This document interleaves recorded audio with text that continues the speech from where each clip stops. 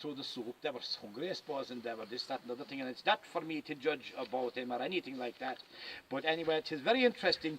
One fella got in the ocean of returning to the fold, if we don't mind. And this was now, that church wasn't built at all this time. So he got sorry for being what was called, they were called soupers. They took soup. That was the carry on. There was way more than that. There was land, tenureship and all that kind of thing. So he took the soup, this fella anyway.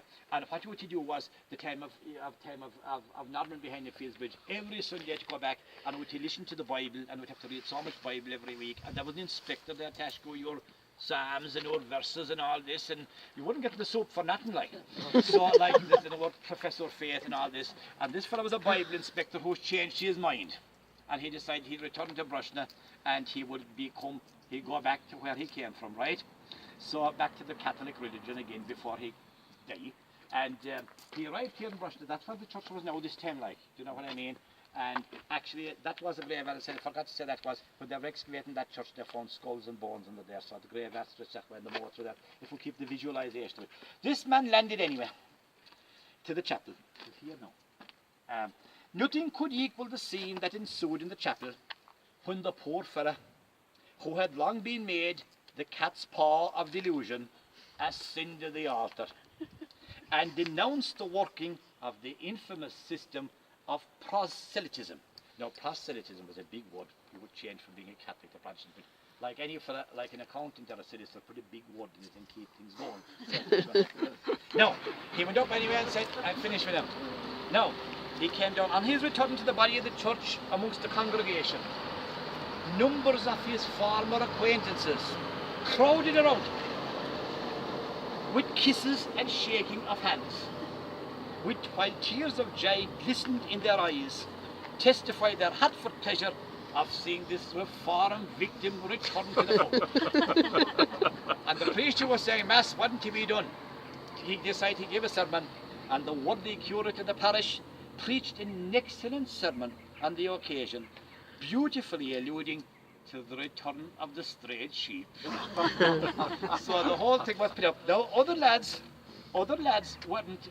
decided they wouldn't return. And there was another case of a fella, he was a Bible reader as well and an inspector, and he was dying, and his people were very concerned about his soul. So they decided, gee, is there any hope he'd change? But there was no way he was changing. He was sticking to his guns, and he was right too when he thought that way. And they made every attempt to change it, and this was the conclusion. He wanted to be buried in the Protestant church in Abbeyfail. I know more about it. He wasn't going to come to Brosna at all, to our Catholic church. And he directed that he should be buried in the churchyard at Abbeyfail. But when the funeral was starting, some of his friends wished to bring him to the Roman Catholic burial ground in Brosna. And one of them gave as a reason, as the devil had his soul, it was the least we might have his bones. that was the way they looked. That was the way they looked at him. There was another case as well about a fellow who wouldn't change either, and he actually, his people still, some of them changed and some of them didn't. His people still wanted to be buried in there, and the locals wouldn't allow it. There was no getting away from it. They wouldn't allow it. And over there at that gate, this particular individual that his people wanted to bury him in there, they broke the gate and went in and buried him beside the Catholic road, even though he hadn't recanted. Now, needless to mention, the parish priest, of course, at the time, Father Moriarty, actually, he decided, when he was right, that this was a massive desecration of a graveyard. So he refused to have any more praying inside in the graveyard. Can you imagine that now, like in front of the priest inside there praying, like, this was serious, like, for any of us, all of us have to face it. And this caused massive unrest about this man is buried in the ground. There was a rumpus over it, we're not having it, and he was right, of course. And the big conflict here resulted in this. How did they solve it? One fellow recanted, that was fine, we dealt with him, and the other fellow stuck his gun and went to heavy fail. But this fellow is inside in the graveyard here. How did they solve it? A crowd of them came at night, the word is they disinterred him and buried him above in his farm, and that's solved it. So that was the religion. That's what religion and hunger and poverty causes. So comparing wasn't the first thing. It was among Collins though. But, you know, as I said, the graveyard. That's enough about the graveyard. But we're stuck for time. I hurry for... 25 to... What time do we call it after? Because the big matches on. big matches on. What do we do? We'll give another... Like, I mean to say, you see, every yard we walk in Brosna, whether it's a fair or a race meet or a grave or a club, I think, every history of the place. You are really walking. It used to be described in 1880 in the newspapers of the day, the ancient and historic hilltop village of Brosna. There's no doubt about it, like, it was huge. Now the graveyard, Keep it fit for next year. yeah, that's it, that's right. I said, that's the graveyard, you could go in there and have a discussion in there. There's some people there, a lot of them and all of them. Now, the well is another thing, we're not going to go over there because that's another day. But the barracks is, I'll talk a bit about the barracks. What I do know is I'll do the barracks, I'll do that house, I'll do where James is, and I'll do the courthouse. Will that? Lovely. We love that. Perfect. Yes, well, I wouldn't have time. We'll see, right, okay, this is barracks. As you can see, as I said, you could go into the graveyard, in there another 2 hours to spend morning as well. With the crowd above, I told doing Carl or doing their walk up today, and they're actually moving Carl at the moment doing a help with him in the morning, and they're referring just down here. That's just tell you like the scene. So this barracks here is built in Brosna in 1854. 1854, that edifice is there since 1854, and as you can see, they built it right. Now, not only that did they build it here, it had normally 8 policemen inside here. There was 8 policemen inside here at any time, and around Brosna there were huts for policemen. There was one over in the hand, there was one at Mount Collins, there was one behind in Knockafraycorn, there was one in Scalp, there was one in Knockachur, and actually there was one above Mount Eagle. I think there was 10 in Martin that I haven't written down somewhere, to keep an idea, to keep watching people. And the police used to be sometimes on patrol, and sometimes they were sent out in duties in ambush. Now that's the difference now. In ambush, in other words, they were watching something, right? So, but what happened here is this barricade 8, and I saw today in radio carrier that there were only 300 police in Kerry at the moment, and we had 8 of them here, and sometimes it swelled up to 18. So eventually, anyway, what happened here was, it was a scene of various activities. The courthouse was down there, so you were all up there and down there, and this was the way it was. But eventually it was decided, after in 1917, Sinn Féin was founded here in Brosna. They were all, actually there was no such thing as nationalism. People were very handy because they had the land sorted out, and they had lovely long leases, and they're all on the land. So like you were doing fine, and there was plenty of for agricultural products, and there were no problem at all. Milk was flying. There was a huge butter market here from 1870 in the street and the square every month as well as a fair. So that was making plenty of money. But it got rough when there was a famine in 1879 that nobody really talks about, and it was actually worse than the first famine in a certain way, because the rents were going up all the time, but people paying didn't care. But there was a lot of unrest anyway. So when the nationalism came into it, they decided that they were going to attack this barrack. They'd attacked the barrack below at Kilmallock and knocked it, burned it, and this one was the next one, and the next one was Rathmore. That's what they were breaking down the bastions of the place. There's no barrack in Mount Collins and no barrack in the Rock, and no barrack really in Knocknagoshel as such, even though there was one policeman there now. But anyway, what happened, in 1920 it was decided, the 6th of June 1920 it was decided this barrack was going to be attacked. And during the day there was a big son Mac, your uncle James, he was the leader of Sinn Féin with your brother, and the Reardons and the Brians and the Cahills. They decided they wanted to take this, and they were augmented by a huge force from Castleinland, and a huge force from Abbeyfield, and a huge force from Tournafulla and Mount Collins that is assembled there in Mount Collins to attack the barrack. But during the week, it was found out that Sunmac actually found out that there was informers, and they were walking into a trap. But the crowd in Dewa never heard about it, who were coming in the campaign as well. And the crowd from Dewa came in a car, and more of them came cycling, and they were held up at Fieldsbridge, and 6 of them were arrested. And they were brought to the barrack here as human shields for the night. That never happened.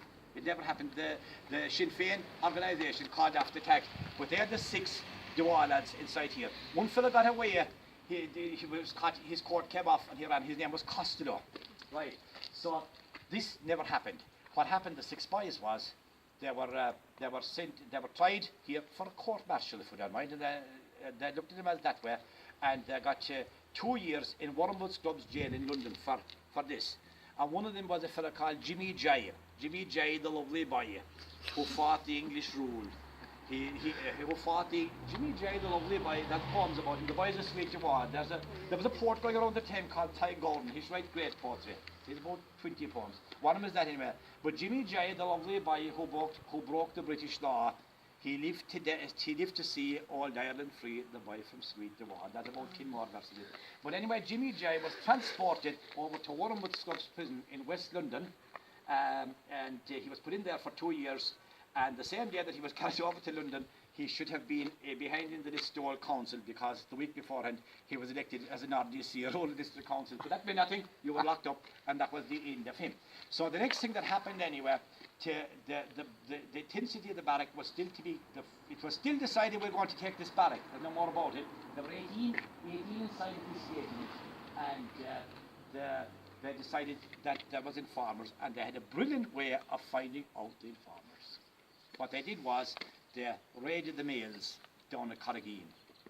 They opened all the envelopes, and they had the IRA at the time. They weren't IRA now, they were Sinn Féin. They had a stamper from head office, and they'd hit every letter censored by the IRA was on it, and they gave back the letters again, and you can imagine anyone that would happen. Now the man that tipped him off about that thing was Jimmy Collins in Abbeyfield. He'd be Gerald's father. That was the TD minister and 101 things. Jimmy Collins tumbled onto this idea that he raided mail one day, and there was a lady in Abbeyfield that he was sending information to the RIC, and she was married to one of them, and they never knew it, and lads in Abbeyfield never knew it, and she was sending a cake as well to her husband in the RIC as well with information, and said if Collins was fighting, it was all over. So Collins was called to said, if anything happens to us, you know what's happening. So she cracked up completely, can you imagine? And we went to the parish priest about it, but that was the way things were. But anyway, the next raid got going here. It got going here 2 weeks later, the Friday night after, and they attacked the barracks. They were over there in Smith's house there. It was very close battle. That was very intense. That house was sandbagged over there to Smith's public house that time. And one of the dead juries was in this house here. Can you imagine how near it is? They had this house commandeered, and they had the rafters cut in, and they had a load of bombs here to throw up the roof here and burn the barracks. Any of the bombs never exploded. And I found out they've checked those bombs in different Sinn Féin attacks and IRA attacks. Any of the bombs exploded nowhere. There were duds of bombs. But eventually, the battle was late at night. It was around 11 o'clock. And the way it was going on then was that there was lights here, it sent up lights. And the people in Abbeyfield in the barracks had no other lights, there was something up. So they sent a contingent from Abbeyfield up to back to that here. And one of them was shot. He wasn't too badly shot. Constable Martin was his name. He wound up getting €150 in compensation for it anyway. But the battle went on to 4 o'clock. It was indecisive. Now they tried to run it down. That wasn't a great attack at all as such. And they withdrew in their own different ways to turn the full Abbeyfield and Castle Island.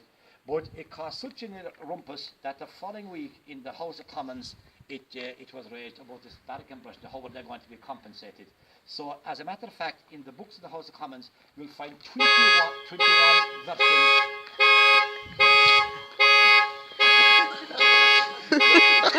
That's the lights going after me. Right, so that was the story. Looks like the lads. You can imagine the wreckage that was in. There was actually nobody caught there was nobody arrested or court-martialed or anything for Brosna Barracks as it turned out. But before this, that was the house that was involved, and that house was done up new at the time. It had to be compensated. You were paid your compensation for damage around the 1930s. That's when the whole thing was sorted out. You had to wait for beds were broken and windows broken. Can you imagine the whole thing? But the next house now where James was, that's a very historic house. Before the rising, there was two groups here in Brosna. There were all the one first of all, there were Redmondites. When they got the home rule, everyone was happy. But after a while, the First World War started. And the Redmondites were in favour of going to the continent and fighting for Britain. And there was a crowd here that said, we're not going. And they formed a gang called the Anti-Conscription, which they did. The curate was the secretary with, and you had an anti-conscription crowd here, and you had the Redmondites here who were in favour of the war, because they got home rule, and the other lads said no, and they had two bands. The Redmondites had a brass band, and the Sinn Féin lads had a fife and drum band. And at funerals here that time, if when their supporters died, they marched them up the village and they played the dead march. This is where burials were in the place. But the Redmond Dead stored their new musical instruments in that house there, James. And some blackguarding went on anywhere, and the musical instruments were stolen, and they blamed the Sinn Féiners for it. And for once, they were wrong. The musical instruments were stolen by a crowd from Cork, and they were actually, it's documented that they were transported in a hearse over to Cork, and that was into the musical instruments. But at the same time, the same week, more or less, didn't a band in Tarbert were selling the instruments. And the boys from Brosna went down, and they bought instruments, the Redmond Dead, and marched up the village playing the instruments, and they're back in business again. But it caused a bit of animosity among the people, like, and they were all neighbours as such, like, but they'd fall out and they were splits. But anyway, one evening here in Brosna, anyway, the Sinn Féin boys decided they would have a recital here in the square with their fife and drum band, and they were having a recital in the right here, and they were having a recital, and the next thing anyway, some of the Redmond Deads got stuck in them, and a fracas developed, and into it was the Sinn Féin drum was broken, which caused consternation. And there was a sergeant inside here in the barracks at the time. His name was Sergeant Coughlin, and my assessment is anyway, he stopped there fighting in an empty room. He rushed out, and he charged the fracas inside, and he arrested four Sinn Féiners who weren't the aggressors for once in this case. Yeah. The four arrested was James McAuliffe, your uncle James, Maurice Breen, James Stack, and Willie Reardon. And James Stack was left off, and Maurice Breen's father was very sick or dying or something. He was left off, but the two boys were taken down to the courthouse and charged, and they refused to recognise the court, and Jim declared he was a soldier of the Republic. We were in 1918 now, like nationalism was coming big in Brosna. Yes, yes. And the thing about it was, they were sentenced to a month in jail. Now they could get no one to take him to Tralee, to the jail, because if you did, you'd be killed going back to Black Gang.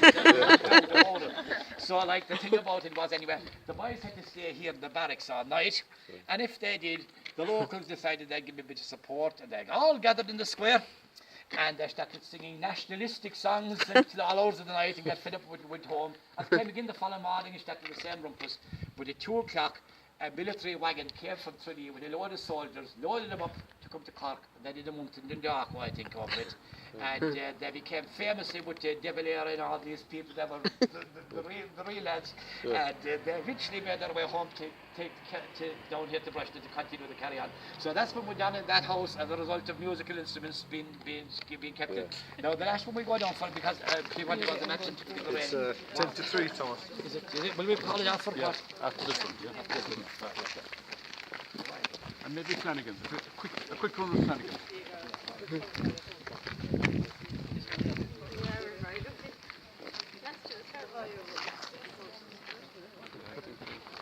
Oh, it's the rain is starting now.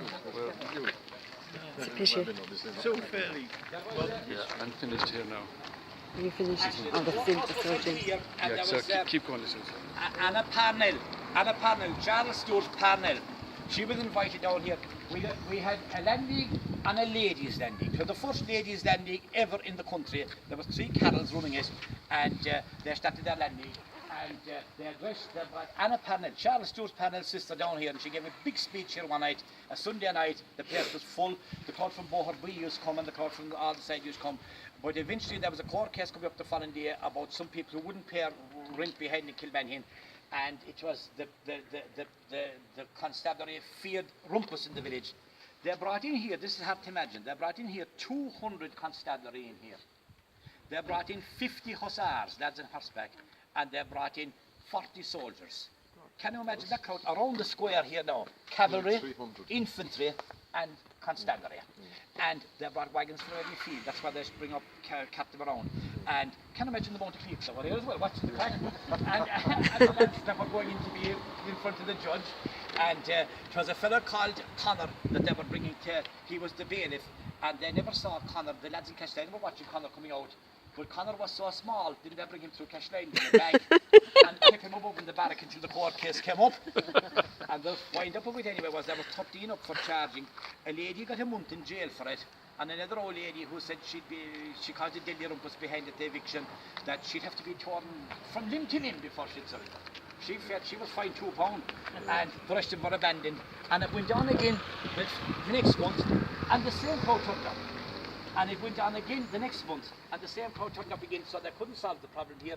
The same army crowd were coming as well, and military and the whole lot. So they decided, well, one way to stop these lads out, we'll hold it in Cork. And down to Cork to the assizes. Well, that was big in the petties. And one fella got 4 months in jail, and the other fella got got bails. You had to put up 50 quid, which was a lot of money. 2 sureties of 54. And that would be the way it was. So that was it. After that, then they decided that the Coercion Act was brought in. You were coerced to do anything you like. You couldn't do what to say. So they decided they'd get to grips with the Carrolls that were in the ladies' land league. They convicted them and they jailed them in Mullingar. Above in Mullingar they were sent up to, and there was a local national teacher called Cahill here. He got locked up in Clonmel and he eventually became principal of the school over here. He was the second principal of the school, so as a patriot. And eventually anyway, the big man in it was Michael Carroll. He was over there in that shop, he was a draper, and he was a big news in the place, and he was locked up as well. But as I said, we're stuck with matching things. But I want to say, what were people doing here in Brosna around 1911, those years? The amount of jobs here was only something else. There was a parish priest and 2 curates up there. There was about 8 teachers. There was 5 postmen, including auxiliaries. There was blacksmiths. There was 6 of them, the Cronins and Billick Slade. There were in Brosna 1911 15 shops. 15 shops. And some of these shops weren't just shops. There were merchants, grocery, spirit merchants, all that kind of stuff. And there was tin pubs. And that was the kind of activity that was there. There was also bakeries going on here, and there was the people working as trainee blacksmiths, and they were all kept in lodging houses. So there was a business in lodging houses and digs and all that going on. There was harness makers. The Flins below were shoemakers. There was coopers with tubs and barrels and for the milk and things like this. There was 4 of them there. There was agricultural labourers, domestics. We always had a doctor, and the doctor had to have a coachman available all the time. Dr. Herman, he lived below there again as well. And there was all these kind of jobs there that aren't there anymore. So you can imagine it was, and I'm only talking now from the place of the old town. And you can imagine the amount of activity. There was 8 or 9 of these policemen up here at all stages as well. There was a courthouse going full blast here every month. And there was a fair. After every fair, there were more court cases over there. And there was a butter market going full stop. Can you imagine? There was a horse fair then as well, and there should be all these things, and these were happening every single month. So you can imagine how Brosna was so prominent, like, and why it did. So like that is, I've only got it from there to there, but that is about, could be here all day, like, you know, with it. But the activity in the village, like, was only something else, and the surrounding areas was only something else. When you think in 1869 that 2,000 sold here in cash, a butter market the next day, courthouse the next day. The courthouse was set up in 1876. The letters coming into Brosna in 1873 were 173 letters a week. That's what was worked out. And they called to protest to the Postmaster General that they wanted a better postal service in 1873 here. So you can imagine the activity that was going on. The square was paved up. The graveyard, you see that wall around the graveyard, you might think that's a big wall. That was put up for 92 quid in 1872. And the caretaker was given £4 a week and £2 per annum for fuel. That was these jobs that were going on. So all the footpaths were coming up there from Jimbo's, and this was the kind of work that was going on. And there was court staff inside here as well. There was about 3 of them involved in it. And the courthouse lasted from 1876 to 1924 about, and then they went to cash line, and then they went after and that's what happened. So the whole place shrunk down, and you can imagine the crowd going to mass and the carry on around the place, and the activities in the place must have been really, it was definitely one of the best villages in the last 50 years of that century beforehand, and up to the 25 of this century. As well as that, then above that barrack, then when the Civil War started, Brosna was such a hotbed. They had drafted up 18 soldiers in there. There were billeting houses around here in digs. 18 of them. There was 2,000 soldiers in Kerry in the Civil War. There's only 10,000 in the National Army today. but there was 2,000 in Kerry, and 18 of them were up there. And the regulars copped on very fast that they had to surrender, because it's very simple. All the lads up there, they were from Kerry. There were 3 from Kerry, there was 1 from Dublin, and the rest of them were from Clare and Galway. They were the lads. And most of them, 12 out of the 18, were aged between 17 to 21. They were getting 25 hours a week and a coat. The lads out, the regulars, had the home. And the other lads then were aged between 20 up to about 25. So that was the case all over the county. They were supplying, giving the jobs, you see, and that was what happened. That caused a problem. After the Civil War was over then, all these boys were used to good jobs, these soldiers. They were getting 25 hours, they were getting the court, they should head out to the court, and they were going around, and there was nothing doing, and when they didn't want them anymore, they mobbed them. And then no jobs then. In the meantime, all of our lads that had been nationalists had gone to America. They couldn't go to America because they were demobbed, because they knew what was over, and some funny things happened when they went over, I can assure you. Except in cases that happened, so they were here. And what did their soldiers, some of them take to? Even officers, they took to robbing banks. And some of them are post offices. The post office was attacked down here in 1922 as well, and they were actually, some of them were executed. So that's the story.